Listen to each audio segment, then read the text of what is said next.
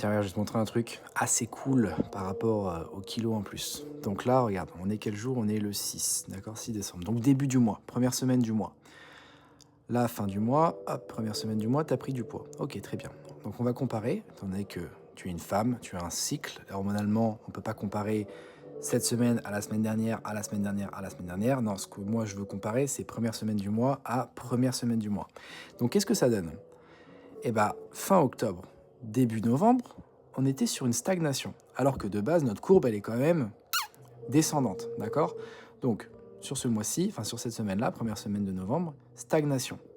Là, ensuite, première semaine d'octobre, à quelque chose près, d'accord? Fin septembre, début octobre, qu'est-ce qu'on a?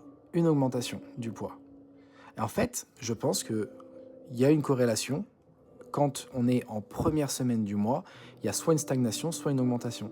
Donc je suis persuadé, j'allais dire je mettrais ma bite à couper, mais peut-être pas quand même, mais que à partir de la semaine prochaine, bah, le poids il va redrop gentiment, tu vois. Après c'est normal que ça descende moins vite que sur les premières semaines. Là les kilos qu'on a dégagés sur les premières semaines, ils étaient faciles à dégager, ils attendaient que ça.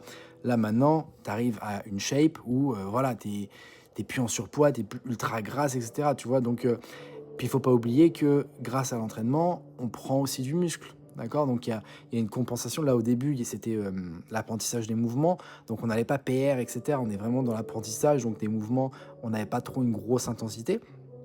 Mais là, plus les mouvements se perfectionnent, plus du coup, nous, on construit du muscle. Parce que là, de chaque semaine, tu le dis toi-même dans ton bilan, c'est de plus en plus dur. Donc, tu développes ta force, tu développes ton hypertrophie, tu développes ta masse musculaire. Donc, même si d'un côté, on perd du gras et de l'autre côté, on prend du muscle, obligatoirement, le poids sur la balance, lui, bah, il va se traduire par une légère stagnation.